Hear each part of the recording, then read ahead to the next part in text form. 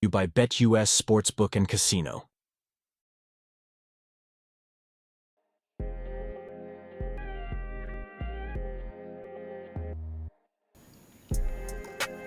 Coop and I got a few things to talk about. Wide receiver room and implications. All that and more here on the Sooner or Later Sports Show. Thank y'all for pulling up. Your host, Jay. You know we got Coop right here next to me. Thanks for pulling up here on the YouTube channel and listening wherever podcasts are downloaded and listened to. While you're here, please wipe your feet. Like, subscribe, rate us, review us, give us 5 stars. You don't think we deserve it? Just give us 5 anyway and gift it. So, on today's episode, we're going to talk about a few critical, unfortunate conversations that we have to have, like, we lost one of our wide receivers, and who do we feel like's probably going to step up from there? Some more notes around fall camp and all the stuff floating around and some excitement. Then, of course, we'll get y'all's thoughts as we start preparing. We're going to start doing our previews for the games. And, yeah, I got to see what y'all think about who we're going to be playing against. So, hit us up on the Unfair Fan Line, 430-901-1906. It's also in the description below. Let us know what y'all think of the show. Answer any questions, all of that jazz. May end up on there one day. 430-901-1906. Coop! What's up? This video here is presented by our sponsor, BetUS. Please check them out. They've got the goods for every single one of y'all. Favorite thing is they're giving y'all 125% sign-up bonus up to $2,000 on your first 3 deposits. Take advantage of that. Link in the description below. Restrictions apply and bet responsibly. How is your Wednesday going, Coop? It's going well. I got to say that I am never been more ready for football to just get here. And It feels like these countdowns, it's like I look at my clock and I think I've said this before, but I think I've never, really just felt with that guy on the park bench, and the meme was just I really relate to him a lot more than I ever have. Just let's go. Let's get this dadgum thing started. Right. I'm just kind of sitting on my hands, trying to figure out what exactly I'm going to do with myself. I actually don't know what to do with my hands most of the time. I'm actually just confused at what to do with my hands because football's here in 22 days. Yeah. Roughly. Yeah. We'll give it that. Yes, it's late enough to say 22. I really just want to sit back, drink a cold one, and yell for my team. But, Coop, we've got things that we have to actually talk about, right? We've got things that are kind of pressing because the number one thing we're going to dive into first and foremost, truth, I'm going to fight you. It's never jazz hands. It probably is jazz hands, but that's not the point. Coop, we got to talk about this room, man. So as y'all know, it's already come out. I didn't even record a video specifically because I planned on doing it here with Coop anyway. Because this is the funny part. Me and Coop recorded a video that was going out this morning on the wide receiver room. We recorded it yesterday. 4 o'clock yesterday. Right? About 4 o'clock. We recorded said video. We went through the wide receiver room, who we thought was going to stand out, who this, that, boom, plow. We did all of that. I'm editing as I'm preparing to record the Locked On Sooners episode, and then I get a notification from Coop. I look in the cord, and I'm just like,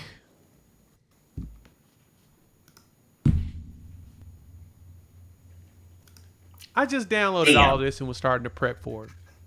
Damn. That's all I did. And then seeing that it's Gibbs, man, saddens me because dude has been working his tail off to be like elite this coming season, right? This is the year that was for real the breakout for him because he was doing everything right. He was doing everything that you need to do to be successful.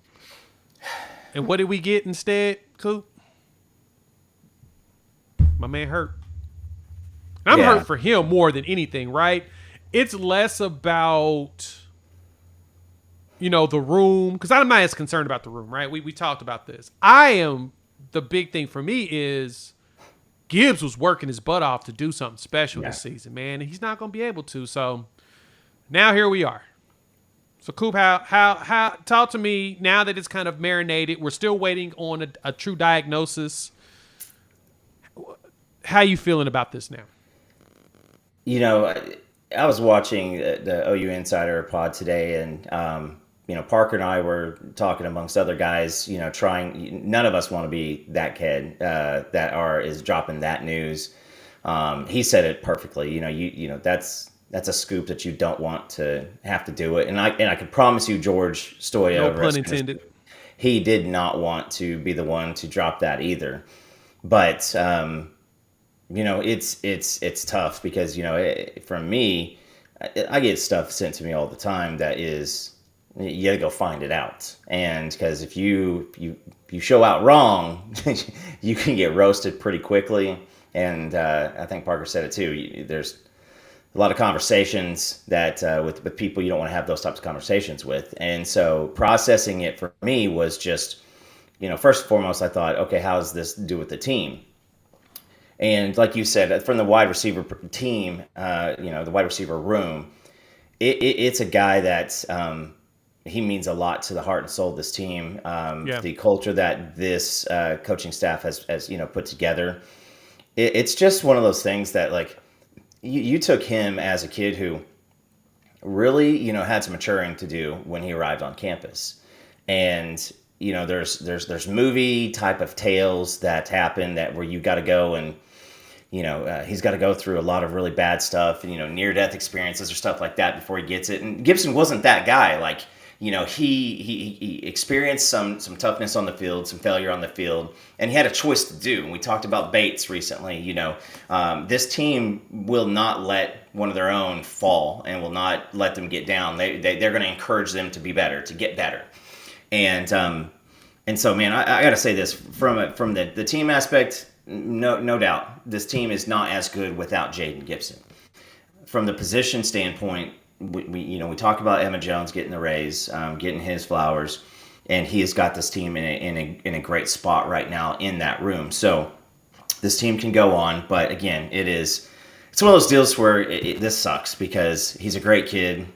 He's an emotional, spiritual leader on the team, and I just hate it because we talked to him in March down at the spring game, and he was just leaned up against the wall because he knows what he was doing. He was putting in the work, and he wanted something big. And so, man, I just, prayers out to Jaden Gibson, his family. And I think my tweet, I pretty much said what I wanted to say is, hey, man, this team's going to pick you up and get better, be better. And I know that he will be there, if possible, every single game rooting this team on. Yeah, no, 100%. I don't. There's not a single thing about concern in that capacity of him being a participant in things and all of that. No, he's definitely one that he wants to be great. And after his freshman campaign and the work he put in after that, man, you can tell like being good has been of importance to him. So we'll just we'll give him his time. Let him. Make the magic happen.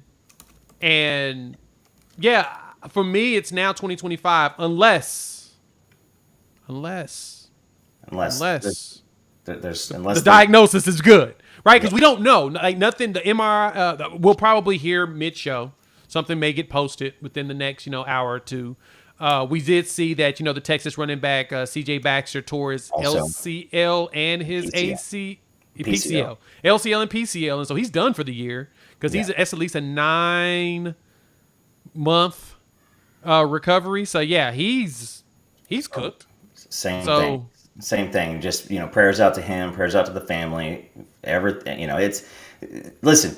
You can hate fan bases, you can talk your trash, but when it comes down to it, like these are still kids trying to make a life for themselves, and so.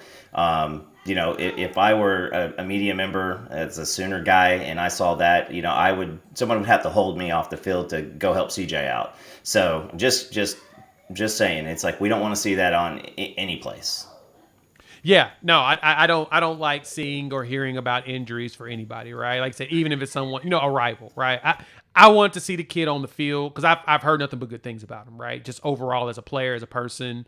I've heard raving reviews on him, so I was hoping that he would, still be out there. But again, unfortunately, injuries like to take over and be about as disrespectful as you would think. So I guess from there now, Coop, one of the big things for us is we got to figure out who's going to be next and who's going to be the one to step up. So we're going to talk about that.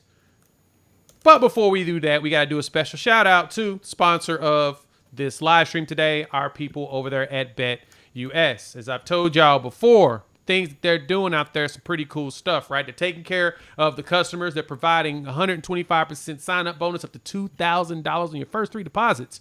Jump on board, man. When you go to the site, it's very easy to navigate. They got all the major sports there. One of my favorite things to do is they've got this list here to search. I can click on Oklahoma right there. I've been searching odds like crazy, and I can come through and scroll and see, like, oh, we got the Temple odds out here. Game 1. We're getting close to it. So game 1 odds right now looks like Oklahoma's sitting at minus 43 in that game, right? I don't know if the line has moved yet with the Gibson news. I guess once we find out the news, we may see a little bit of a tweak to it. But 43 point is what we're supposed to be winning by. And the over-under set at 60 points. So the expectation is for us to, dial up the numbers. So y'all can check it out. The link's in the description below as well as the pin. The comment, 125% sign-up bonus up to $2,000 on your first 3 deposits. Fastest payouts in the industry, as well as you can get 10% back on your net losses twice a year. Ain't seen nobody else give you money back to keep you playing. So check them out. Restrictions apply. Check the details. And gamble responsibly. Make sure you ain't throwing money out there that you can't throw. And Jay, it's easy. Click the link. You don't have to worry about a promo code. You don't have to worry about the copy and paste. I literally just did it as we were getting ready for the show and put my money in. And so I'm going to be taking a look at that stuff later, but it was pretty easy. So pretty good stuff. And I would say do it on the desktop if you can, but it looks pretty mobile friendly too. Very much mobile friendly. All right. Coop, wide receiver room. Let's talk about it. Thank y'all for pulling up as usual. Hit that like button if you're new to the channel. Subscribe, rate, review, all of that jazz. All right. We know the big one here, and hi to everybody. I see y'all in the chat. We appreciate y'all pulling up. We got to figure out who's going to be taking over, right? All right. So first off, shout out to Nick Anderson. Did you see that, Coop? Who landed on the Biletnikoff watch list? Nick Anderson is on the Fred Biletnikoff Award watch list. Did I expect it? You're darn right I did, man. I knew that he's expected to have a big year. And as long as he stay healthy, hearing rumors that he's a little bit on the nicked up, but that's expected in camp season, right? Yeah. Camp season is when you're going to get people nicked up. That's the lay of the land, right? It is what it is. I'm not upset by it. And be honest, I'm not super concerned because, like I said, that's what happens, right? You're going to get nicked up. You got to practice, and you don't have to practice full speed, but you got to practice close to game speed. We got to know what we're working with in preparation for not even just Temple, but Tennessee and all of those games. But I like the fact that we got not only Nick Anderson here pulling up and getting that Biletnikoff watch list, but somebody mentioned it in the let me pull this up so y'all can see it. You got the Biletnikoff watch list here for Nick, but you also have Deion Burks making the freaks list for our guy Bruce Feldman, right? He makes this list every year, and it's all the guys that he considered quote unquote freaky. Coop, did you see that list? Yeah, I mean, how do you pull in an under 5'10" wide receiver as a freak? Well, I mean, you saw Sooner Cowboys put it in the chat. Dude squatted 550, and do you have that picture? Man, I'm gonna see. Oh yeah, I do. Let me pull it up real quick. Yeah, while pull you that keep up talking. while I'm chatting. But yeah, I mean, 550 from a dude that small. I mean, Jalen Hurts himself, 600 pounds, when he was at Oklahoma, and so I mean, you see when that guy is running wild, like it. I mean, you see that picture, and it's crazy. But yeah, you've got Burks and Nick Anderson, who are guys. Nick Anderson returns. I'm going off the pure memory here, around 800 yards receiving, 10 About touchdowns. 760 something, but yeah, Yeah, it's so close enough. 10 touchdowns. And then, with Burks, he's playing at Purdue, and most of his receiving that you can find from there. Check that one out. I mean, Look at that thigh meat. We all comfortable around here, but I mean, look at that thigh meat. I'm just, I mean, that's look at that thigh meat. That's that guy. That's a guy who can squat 550. So, it's hard to say that, when you look at his weight and you're like, it looks a little heavier. And so yeah, it's I mean, he is that's a pretty nifty feat. But going on the freaks list, the wide receiver room, unlike some other, teams across the country, this wide receiver room returns a ton of production. You still have Andrell Anthony, who literally was on pace for 1,200 some odd yards. He goes out at the end of the Texas game, and he is almost back to himself. You still have Jalil Farouk, and I just always caution Sooners. Jalil, he ended the season a way that he did not want to end the season. He don't like that, and so we'll get to see him back too. So. It's who steps up from here, because it's not for lack of candidates. It's who's the next cat up, because nobody thought Nick Anderson was going to put up the numbers that he did this past year. Nobody expected what Andrell Anthony was on pace for. So it's you also think, from the tight end perspective, we found out that throwing the tight end the ball during a football game is actually something that you're allowed to do. So now with Joe John Finley and Seth Luttrell being who they are, I mean, obviously they're going to use the tight end. Right, and we that's one of the expectations that we know is going to come down the line. They're going to definitely leverage that position, one of the positions that we need leveraged, because leveraging the tight end, that means that you can open up a lot more, especially in the pass game. There's also this other video for me to let y'all see, which is Deion Burks literally walked in and it's hot here already, Jay. It's hot in here already. Why are you going to do this to me?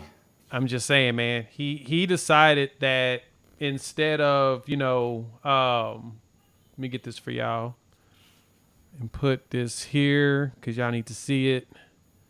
He decided that when he was working, man, he said, nah, I'm going to make sure that I come in and I'm going to train.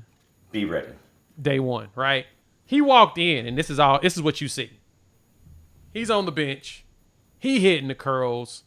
And when I saw the tweet fly, I'm like, oh, God. He's just a monster of a human being. So talking about the room itself, right? You're starting with, of course, Burks. You've got Nick Anderson right next to him. The question is going to be who's going to take that third spot, right? Because Burks is going to be a slot dude, and he said he wanted to come in and be basically the next quote-unquote Drake Stoops. He wants to outdo what Drake Stoops did, which Stoops had a really good season last year. And if he can come in here and put up even close to what Stoops did, so let me pull up the numbers real quick just so I can remind myself last season. Stoops had 84 catches for 962 yards, 10 touchdowns. And as you mentioned, with Nick Anderson, 798 yards, 10 touchdowns. Farouk, 694, 2 touchdowns. Gibson, Andrew Anthony's 429, and Gibson was 375 at 26 yards per catch. We got to ask ourselves, all right, who's going to be the guy that steps up and takes the reins of that number 3 spot? Because, like I said, Burks is going to be your slot. You have Nick. I honestly think we've got about 3 dudes that probably will end up really fighting for positions, right? I'm not going to include Farouk or Andrell Anthony, even though BV said they should be ready week 1. I don't count folks that are still kind of quote unquote injured. We'll wait to see what happens. And somebody asked a question about Nick Anderson's hamstring. He's probably nicked up just like everybody else. That's kind of what we traditionally do, right? It's fall camp. You're gonna get nicked up. People are gonna have to heal from it, build some resilience in preparation for the season. But here's my 3, Coop. Tell me which one do you feel like probably will have the better chance of jumping out? 6'4" JJ Hester. Was that 5'10" Jaquez Petaway. 5'10", Brennan Thompson. Who do you think is the one that's probably going to end up taking that third spot going into the first game of the season? Who do I want out of that group? Petaway. I think that he has the athletic ability. He's got the change of direction. He's got the, he's been in the offense now. This is his second year. So I want to see more of Petaway. And, the wide receiver room is led by a man who knows how to coach that folk. Around here and around me, Hester, he's a Booker T. Washington guy. Yep. So, 6'4", he has the opportunity to be. He's a guy that's had some health issues also. So, if you want to replace the size, you go with him. Brennan Thompson is who Brennan Thompson is. He's freaking grease lightning, and he is fast as hell. Now he is a little bit on the slight side. So, I'm going to throw one other name on is Ivan Carrion. We've talked about him. We've talked about that size because that's something that, you can't teach 6'6" with 6'10" wingspan. You can't Absolutely teach that. Not. And dude looks like he's gliding when he's running, and he's sneaky fast. So I think the message, Jay, is you've got great pieces. You've got some experience with Hester, been on the team for 2 years. Petaway, this is his second year. You got the opportunities, and we always thought, how's everybody going to get the ball? And how are you going to keep cats here in the long run and not be hidden for the transfer portal? So the culture is I think what is the answer for that. Yeah, no, I get you with that. For me, this is a good opportunity for Hester to step out. I said, he's 6'4", Booker T kid, 6'4", 200 pounds, and he runs a 4.40 when he's healthy. If he can get himself back to that. Yeah. Dog, that's nasty. And the good thing, he's a redshirt senior, so he's got maybe one more season left. I would love to see Carrion at 6'6", 223. The only thing about Carrion is that, one, he's a freshman. Two, the question is going to be how refined is he in his route running, right? You still got to get open even with that size. Not saying that he doesn't have it. I'm just saying that usually at the collegiate level, that jump, there's growing pains. If he has refined route running, which, I haven't got to see any actual film of him yet, we'll probably hear about him at the scrimmage, then okay. I won't push back on Carrion. But Petaway, I've always thought that Petaway was more X or Y wide receiver, more so on your outside. Him and Brennan, right? And Brennan, whenever you get him out there and you launch it, so think about this, like instead of you can either put Burks on the outside, move a Petaway or a Brennan Thompson as your inside wide, as your slot guy, or you can keep Burks inside and you can as a slot guy and then move like a Brennan Thompson or something out there wide. You got those options, and then of course height wise, you still got, like I said, Hester. You still got Carrion. Yeah. So you've got a couple more guys that can still come in with the size. Even Zion Kearney's 6'1". He's a nice size wide. I'm just curious because this is going to be Temple. Now, I say this for y'all to keep this in mind. Very, very, very little chance that what we see at Temple is the same thing we see at Tennessee. Very little chance we see the same thing from Temple to Houston to Tulane, right? 2 new coordinators, which is perfect, means that they can mix things up and confuse other teams. You don't want to show too much of your hand, right? It is a big hurt, but I know it's going to be rotating, but I'm curious to see who that guy is that takes over.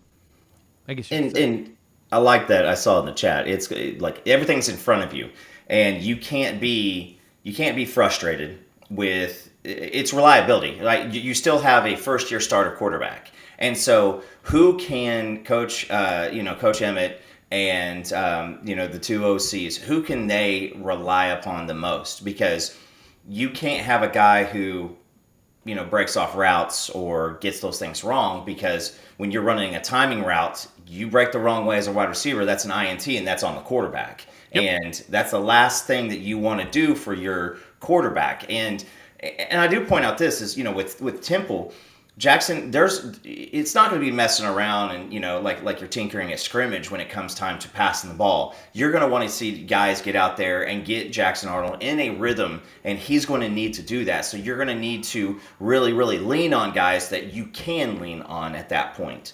Because if Jackson's trying a bunch of different stuff in Temple, Houston, Tulane, it's tough for him to kind of find his flow because you don't know, really what you're looking at. So you want to get your dependables really, really locked in, and then who's going to be, the next guy that takes in that slot. Because I think that we both had Jaden Gibson as a starter with Burks and Nick Six. So now you've got that opportunity. So who wants to do it the most? And then do guys finish, number 2 in that slot and, mope or, get frustrated?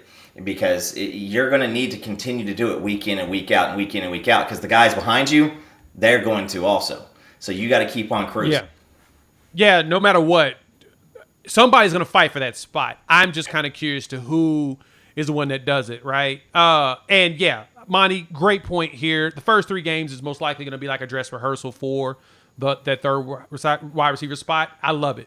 I sense that we're going to be able to do that. The good thing is we can. And the reason why I also make mention of Temple to Tennessee ain't going to be the same. You get Farouk back. You also get Andrew Anthony back, which is what the anticipation is. So it's going to be 5 dudes being able to fight, which don't take it this way. Gibson was a huge loss because we saw the breakout coming. Thank goodness we got Emmett Jones, who made sure the cupboard wasn't bare. Yeah. Let's put it that way, right? Same thing we look at when it comes to the running back room, right? I talked about that earlier today in a video with DeMarco Murray. He's got the opportunity. He's got a very full room that, like, think about it this way, Coop. If Daylon Smothers didn't leave, my gosh. Yeah. Like, I'm excited for him being in North Carolina State because he's going to be able to play, but, we still got Caleb Hicks, and we're trying to figure out ways to get him in the field. Barnes looks like he's healthy. So Barnes is healthy. Sawchuk's healthy. Hicks is healthy. Then you got the young guys with Taylor Tatum, who's supposedly showing out in practices.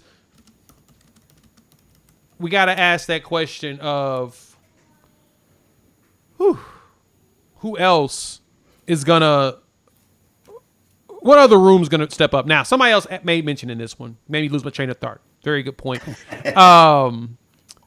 Is that tight end room, right? We're going to have to do a preview on the tight end room. Me and Cooper record something on that one soon. But you know what? Let's go ahead and talk about the tight end room. Before we do that, shout out to our partners over here at BetUS, sponsoring the show. We really appreciate that. Showing some love. You can check them out in the link in the description below. Again, 125% sign-up bonus on your first 2 deposits up to $2,000. Restrictions apply. Shout out to them for showing us all this love. Coop, tight end room. We all have questions about that tight end room, right? Who do you think is going to be the one that jumps out for us?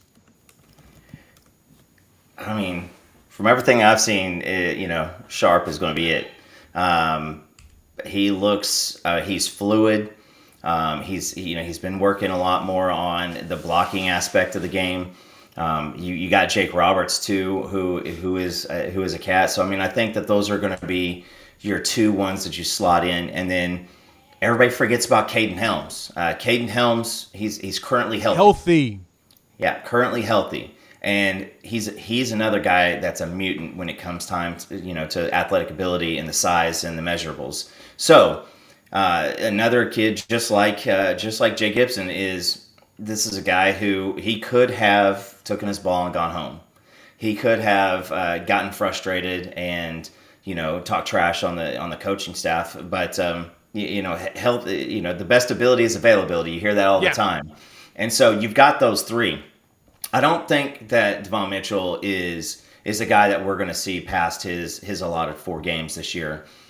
He's got a kid should be a high school senior right now. He should be getting ready to start. Yeah, it should be starting that. Now, that being said, he is another freak, and he would be the number 1 tight end in the 2025 class. if he would have stayed in that class. So he has the size and he's learning the game. But this is another, side where you go like, the look at Oklahoma just in general, it's not the fact that like you ain't got dudes on the team. It's the fact that you got a hard ass schedule. You've got an offensive line that returns, 0 starters and a first year starting quarterback. Those are the things that are the holdbacks on Oklahoma. The skill positions are all stocked. Now, can we use them? Can we highlight them? Can we focus in on running routes? Because I'm telling you what, Jay, is the best thing for the tight end room is the fact that you've got guys on the outside who are going to be burners. You've got Deion Burks, whether he's in the slot or he's in the outside, he's going to take a lot of attention away for folks. So as that tight end, if our tight ends understand and know these zone coverages and they can create separation and man coverage, these guys are going to eat. They're going to be there. And that was just not something that was asked of them this past year. Now, once again, this year's a lot different than Austin Stogner. He was a path between a tough place and a tough place because we're already forgetting about Willis. That was a guy who was at the soul of our team at that point in BV's first year. Yeah, that's true. Yeah, and you made an interesting point around Von Mitchell, right? As you said, and I had somebody jump in the comments not too long ago talking about our recruiting class. Oh, we're not going to be at the top of our conference anymore because, now we moved to the SEC. Probably so. Right now, Georgia and Alabama still has all the momentum, while at the same time, we don't recruit the same as everybody else, right? Like, we're pretty particular about the dudes we have. If y'all seen all, like, the flips and stuff that's been happening with everybody, like, we typically have maybe 1, maybe 2 per year since BV's been here. None of the really high-profile players have flipped. It's been just, some players that we would have liked to have had. But you're seeing a lot of high-profile flippage going on in college football. We ain't dealing with that. Y'all not happy with that?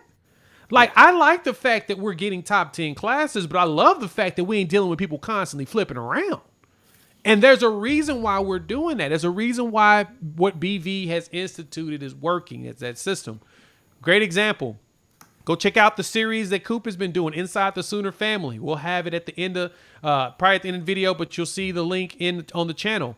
He's been talking to parents, and they've been talking up about the way that Brent Venables and that entire staff approaches recruiting. So for me, somebody jumped in the comments and was talking about that, how we're not, really at the top. Auburn's moving up and all this, that, and the other. And I'm like, look, our class would be even higher if Von Mitchell was still in this class, right?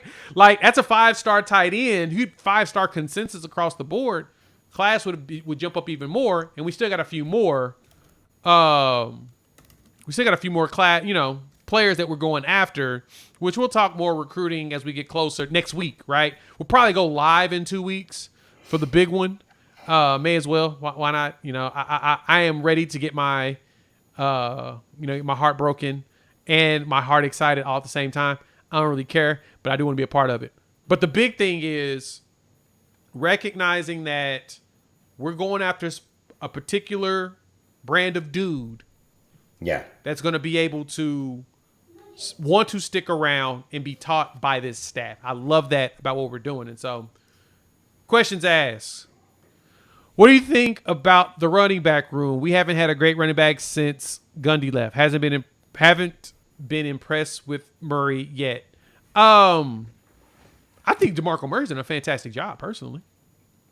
But I think also DeMarco Murray was working with what he had to work with based upon who was calling the plays. Seth Luttrell, Javonte Barnes talked about it. Yeah. Seth Luttrell likes to run the ball a lot. Barnes is healthy. Remember, that really good Florida State defense, we got 200-yard rushers that were freshmen. Gavin Sawchuk finished the season with 744 yards, 9 touchdowns. With Tywee right behind him at 500. I'm going to say this. Both of those backs going, I was thinking initially we may not get a 1,000-yard rusher. We may have like 3 700-yard rushers because we probably would split it up. Yeah. But I'm thinking we're probably going to get 2,000-yard rushers, just like back when we had Chris Brown and DeMarco Murray that did that, actually. Actually, no, Mixon and P. Ryan did it. Yeah, they did it. I'm thinking that those two, I think that Sawchuk and Barnes can get us 1,000 yards this season. Coop, what you think about the running back room? I mean, I think it's going to be the play calling to start off things is I got to think that you're going to be looking somewhere between 60-65% rush attack, between running backs, quarterbacks. And unfortunately, I know that I'm going to say the faux pas here, but the jet sweep. You have some athletes in Burks and Petaway and that you can give the jet sweep, and it's a little bit different, with those two cats. So, right. But there's Sawchuk is going to be your leader. From everything that I've seen from Javonte Barnes being put back on him. He is starting to get more run and also passing out of the backfield, which kind of has disappeared over the past couple of years since Mixon left. And so these running backs are going to have a lot on them.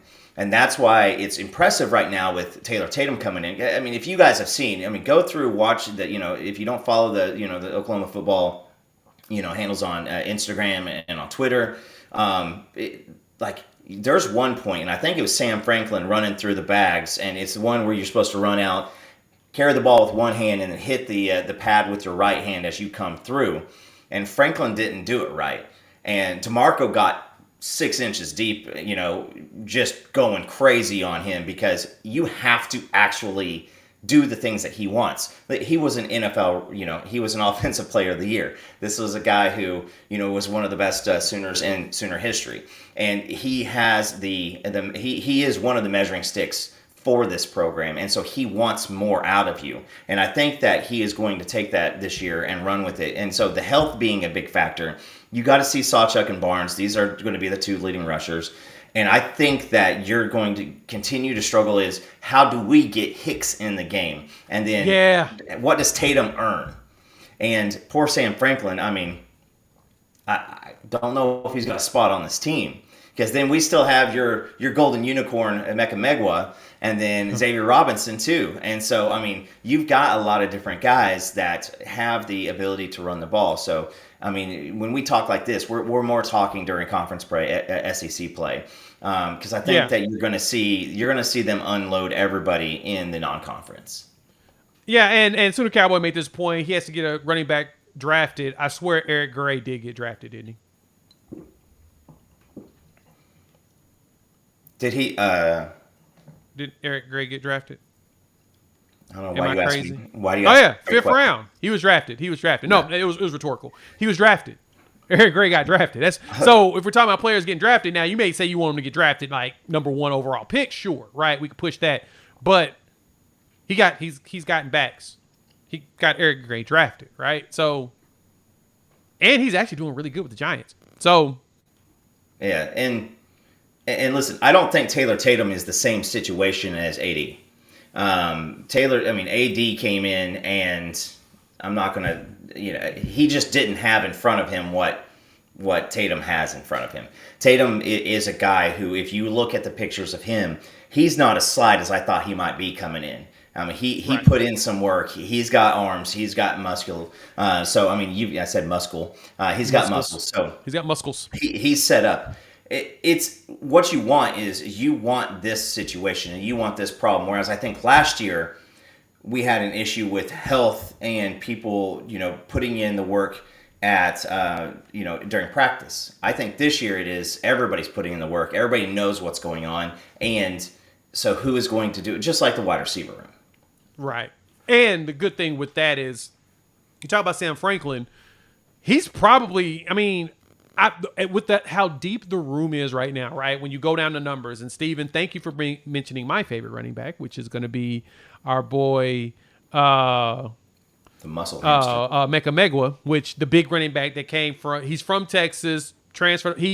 What's funny is he's from Texas. He foregoed his senior season because he got hurt like at the beginning of the season. It's like, I think he injured his knee in training camp. Decided to go ahead. He had enough credits. He graduated, enrolled at Washington as a 17-year-old, and went there to rehab. He basically was rehabbing at Washington, and then it didn't work out when DeBoer got there and he bounced and walked on here at Oklahoma, continuing rehab, right? And supposedly his knee was pretty torn up. Then, of course, there's the lawsuit that's going on where he's suing University of Washington and DeBoer and all of them because of how he felt like he was treated and forced to come out earlier than he needed to. But we're not going to get into that conversation. It's legal stuff that I don't need to be in. But the article's out there. He's supposedly looking pretty solid also as a running back over the last few, right? He got a carry at the end of the season. And I've been saying that he's a back that's probably going to be a 10 carry at most a game guy. Change of pace power. Because he's huge. He's a huge human being. Why would you not want to, take advantage of a back that big? Because he's coming in and he's 6'2" right now, right? Yeah. He's probably a little bit bigger, thicker than that. I think they got him in the weight room. He's probably over 220. Cool. Could you imagine a 6'2" and 20-pound running back that's got speed coming at you? It's. You can have some goal line opportunities with Megwa. I fully believe that is it.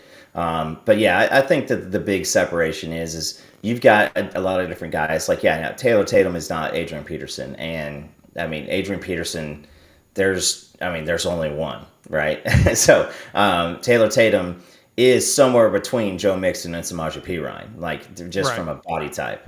Adrian is just, he was a small tight end that was really good as a running back. And so, he was just a monster. So, it's you've got a lot of, really, really elite skill sets that you have options for. And so, again, why do you, there's no other rating. The separation is going to be, how do you guys do this? How do you guys get the carries distributed evenly? Because, it's SEC. Guys are going to get dinged up. You're not running into 285-pound defensive linemen anymore. You're running into 330-pound defensive linemen. And so you're going to have a little bit more physical damage done to these guys, and we're going to lean on that. So, I really personally believe that we need 5 fully capable running backs, to make it through this season. Right. So that room's going to be good. Tight end wise, as we talked about, I'm thinking a lot of Bauer Sharp mixing with some Jake Roberts, because I've heard Jake Roberts actually is a really good catcher. it's funny because on NCAA, college football, it's going to be NCAA, screw it. NCAA 25. Y'all getting that name. I'm going to tell you what your name is. But he's the best tight end on there, right? Jake out there catching. Think he can potentially be something. I don't know. We'll see. And if Latrell used the tight end like we're expecting, that should really help with recruiting too. Because that's where the biggest struggle is, right? It's you got to have a proof of concept with some of these dudes, with some of these tight ends, right? Because they got to see that. Because over the last couple of years, it hadn't been, To be honest, since Stogner took that hit, was it against Baylor? That was the last time that we really saw like a prominent, because you had Calcaterra who had the concussion issues, peak up. And, he was the next Mark Andrews. And, he was doing good when Andrews was still on the team. And so it's I got to say this, it's hard as a football team because with that regime of the previous, they wanted to run more wide receiver sets. They wanted more 4 wide receiver sets. And it was spread the ball out. And so when you don't put focus on positions, it's hard to recruit to that. When you've got in-state guys, we currently have lost 2 in-state guys this year who I think are, have big options for this team. Now, again, you go out there and you throw out a Bauer Sharp, 30 catch, 500 yards this year, all of a sudden you've got something to point back to. So I expect to see that. You've got some other cats back there behind Helms. I think, like I said, Devon Mitchell's probably going to be the number 4 guy. Won't see a ton of time. You still have the Daniel. I can't get his last name. The I can't. Fanuel. Joshua Fanuel. Yeah, I'm mixing Manuel, but Fanuel. Yeah. I'm mixing them 2 up. So you still have him. He's he's a guy who is he's an athlete, but he's never played football before. So you're trying to convert him into that. So I expect the tight end room to be something that we see a lot of. And when you have the opportunity to, with the wide receivers and the power backs and the different running back options, I'm excited to see a 2-back set again, because there's some 2-back sets we forget about that when you have Piron and Mixon in the same backfield. Oh my and goodness! Either one was a pass catching or running option in those sets. Yeah, that's a good point. Monty, pull up this question, man. Love this. Do we think Zion Kearney or Ivan Carrion can make a splash? I'm gonna be honest. I think Carrion will probably make the splash first, just because of opportunity. But I'll say this. I think Kearney redshirts this year, because I think that they save him for 25, and he's going to be one of those. He's going to have like one of those sophomore blow-up seasons next year, right? As long as his route running is refined, yeah, Kearney's going to see a lot of field next year. What do you think, Coop?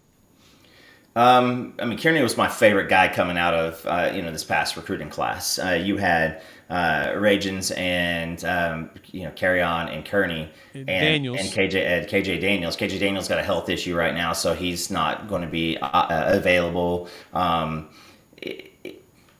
When you got a deep room and you got 5 other cats coming in next year, these guys are going to want, because I think Zion Kearney, when I watch him, he kind of reminds me of CeeDee Lamb. Coming in, I think he's got that same kind of body style, maybe an inch shorter, but got some decent arms on him. I think that is a Carry-on you're probably going to see just because of the body type, but you said it, spot on, absolutely earlier, it's about the trustworthiness and the ability to run the crisp routes, because you cannot have guys who run off crazy with a young quarterback. Dylan Gabriel, he would jump up in your face and let you know what was, that you did something incorrect. Whereas Jackson, I think that there's still going to be so much progress of learning going on that he won't be able to get out there and get that, because he needs to go to the sideline and have the conversation, because Emma Jones and the offense coordinator is probably going to have something to say, like, all right, listen, you should have known that this route was off by XYZ, and I just rather avoid all those conversations altogether. Yeah. Okay. Good question there. Another one populated on here. Jimmy asked the question, why didn't OU recruit Courtney Yarbrough? If you got more questions, feel free to drop them down. We're going to talk. We'll wrap things up with questions. And shout out to, BetUS for supporting the channel. 125% sign-up bonus. Link in the description below. Check them out. Restrictions apply. Bet responsibly. Yeah. Jimmy asked the question here. Why didn't we recruit Colton Yarbrough? Coop. I think it's a two. There's 2 major reasons. Yeah, I want to be diplomatic about it, Mm-hmm. right?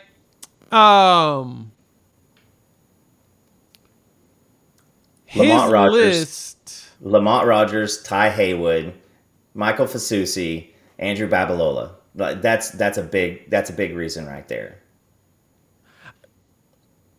Well, Yarbrough's next year. He's a 26 edge. But I'll say, because he's part of C4, if I'm correct, down in like the Durant area. I don't know if he's mixing. I don't think he's ready yet. The film ain't sold me yet. Okay. And I don't think the film sold I mixed 2 guys up. the staff. Yeah, it's okay. You think about the tackle. I know who you're talking about too. No, I don't think we're sold. We've been sold yet. We haven't offered him yet. So yeah, I don't think we're sold on him as a player yet. In time, maybe something to change this season, because I know a lot of schools have been wanting to watch him this coming season to see how he does as a senior. But I think we just kind of tried to wait it. Yeah, and I think Oklahoma also is in on some pretty high end, edge guys too for 2025. But right now the attention's, Incarnate Word, Colorado, California, Arkansas. Just be honest, like there's going to be a lot of people who want to see some of those things. See the production there. You want to, I mean, listen, I am the number one proponent that you got to put a fence up around your state and make sure that anybody who has the opportunity to become somebody comes here. Yeah. And he, I mean, sophomore tape it's okay. He's got time to develop. He's got time to develop. So we'll give him that time. He's got a whole season, right? Thunder OU Sooner asked the question, is David Stone going to get some playing time this year? Hey, there's a chance. I do sense that Stone will play. But I think Monty right here is kind of hit it because a lot of people has been talking about this dude a lot lately. Daniel Okoye could potentially be a freshman All-American. He could end up out there on the field and just go. The big thing with Stone is making sure his strength is there, right? I've always heard about him is just he needs to be stronger, and he'll get there. He's got the technique. He's got the skill set. Just needs to be stronger, and I think he'll get that too, right? Schmitty's, of course. I know that he's been dedicated to the room, and he's been working his butt off, so he'll probably get that. But Daniel Okoye is not even fair, dog. I think he's like, it's not even fair. Stephen G at Thunder OU Sooner asked same question. Fasusi, nope. And if anybody says they've heard anything, they are lying. Yeah. Here's my thoughts on Fasusi as we are. What is it? It's on the 24th. So what is that? 17 days away. Is Michael Fasusi has every bit of information that he needs. There will be increased NIL opportunities, but this is a cat who, this is 3 years and he's done. Like that's the type of person that he is. And I'm not going to go as far as some and say like I think that he could go to the NFL today. Yeah, that's a tall order, but he is a 3-year guy. So a 3-year guy, he's got comparable NIL offers. The NIL packages that Oklahoma is in on and offers are still just as good as anybody else who is not Phil Knight. Right now, the word across is Oklahoma's in a good spot right now. They knocked it out on their final 2 visits. He has gone dead silent. You can't go after his friends and have conversations with them to see if you can get something extra out of them because he's not even talking to them. The last that I heard is Fasusi has it's going to be Texas, it's going to be Oklahoma. That's going to be the final battle right there. You still have Missouri and A&M, which are kind of on the outside looming in. If you see rival teams saying anything about the Fasusi camp and feeling good about Fasusi right now, it's hopium. I mean, we will all find out on the 24th. No, I agree. 21st. Is it 21st? 21st. Wednesday the 21st. Okay. So yeah, I'll believe you. Apparently, I don't know anything tonight. It's okay. It's Wednesday night, and we're having fun. All right, what other questions y'all got before we wrap this bad boy up? Throw bows on it. I will say it's funny with everybody getting hyped about Danny Okoye. Like I feel like we've been on that bus for quite a long time. Obviously I'm pretty close to Danny, and so just seeing what he is, and Gabe going out there and seeing him and going, what in the absolute hell? Like I was sending all that stuff to Danny. And he was laughing. I've seen YouTube guys, starting to do, drop downs. I mean, let's just be honest here. Danny went to, he was at Alabama. Nick Saban stopped what he was doing at practice and turned and walked over and yelled at somebody before he walked over and wanted to personally shake Danny's hand. That was a guy. I got to see all the stuff, and I got pictures of it, but it is absolutely crazy the number of university swag that he got sent because he had these boxes and I was carrying them out to the car with him, and he was just like, man, this is the front closet. I've got 2 other closets full of stuff. So right. Everybody wanted him because you're basically unlocking him when he gets to campus because he was a homeschool guy. He worked at a gym in Bixby. But he still it's just kind of like if a bear was raised around a bunch of dogs and then finally it realized it was a bear. Eventually it's going to realize, oh my gosh, I'm a lot different than these. So I'm excited to see him because he's talking about these things. I asked him, I said, hey, do any of those older guys see you coming? And he said, they be seeing me.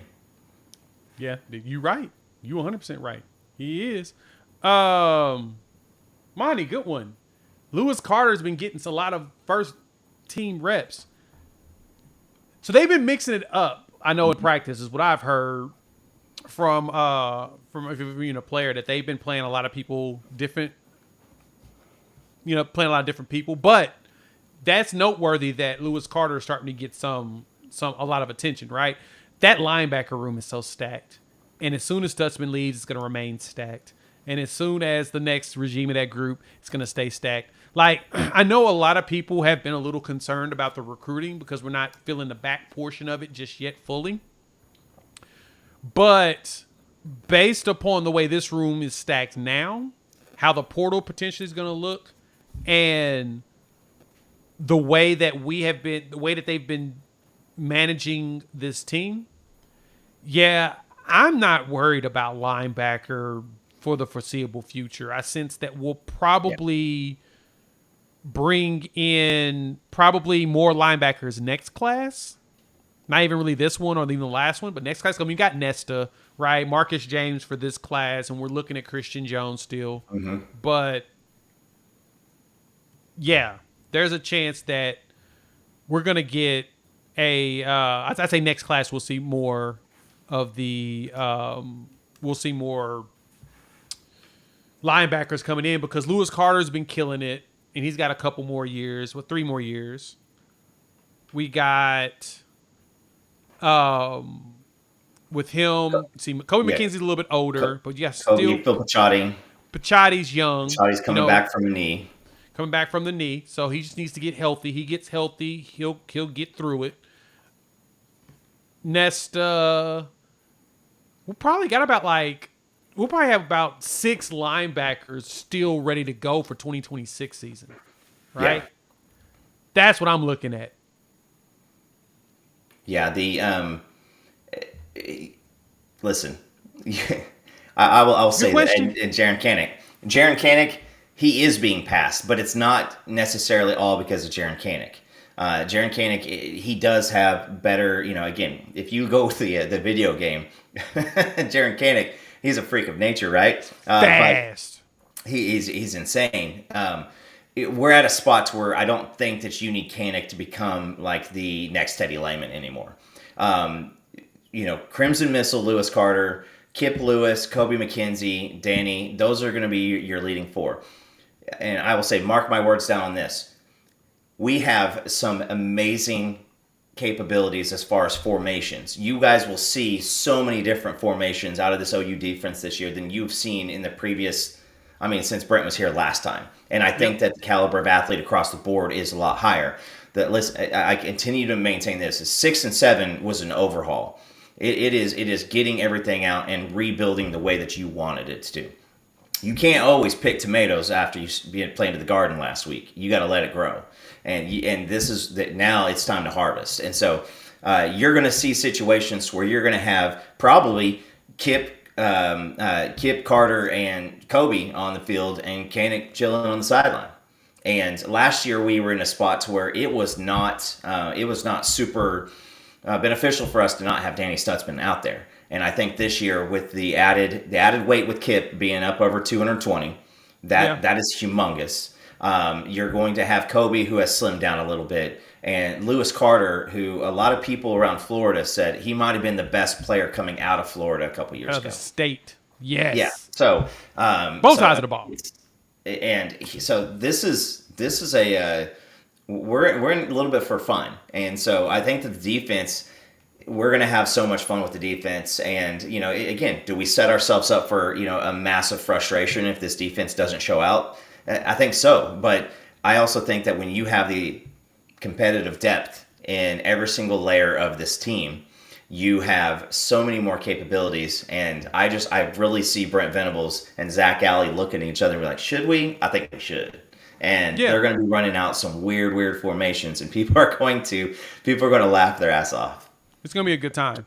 Lemon asked the question, do we see Kanak transferring after this year? No. And I say that very confidently. He really is a BV dude. Like, Venables is his guy. And because of that, I don't see him going portal. I see him sticking around. I honestly see him moving around a lot in the linebacker room just in general, and just leveraging that speed of his, right? The big thing is, and Billy Bowman said this at SEC Media Days, and he said it recently in another conversation, that it's starting to click, right? It's, for a lot of the people, it's clicking. And the way that Allie teaches and compared to Venables, he's, for lack of better terms, dumbing it down, but not making it to where it's not good. Simplify. He's just got everybody in a different mind space when it comes to how to process the defense, and they're looking a lot better. It's funny because one of the videos that went through on the team socials, the propaganda machine, they put a video on there, Jackson Arnold running a play, and it looked like Jackson was just tired of it. He's like, I'm just tired of this ish. Tired of the kitchen sink being thrown at me. Even though it was a good play, he just looked like it's just like, ugh. They are wearing me out, in which I get. That's exactly what you're supposed to do when it comes to your, 5-star quarterback. So, all right, and this is exactly it. You don't want to show anything up until Tennessee. And you want to beat Tennessee with as little shown as possible because you want Auburn to be the game where hopefully if you go out there and you just whoop their butt and you don't have to worry about it. So we'll go from that. All right, let's wrap it up. Put a bow in it. Thank y'all for pulling up. Shout out to BetUS. Again, you can find them in the link description below.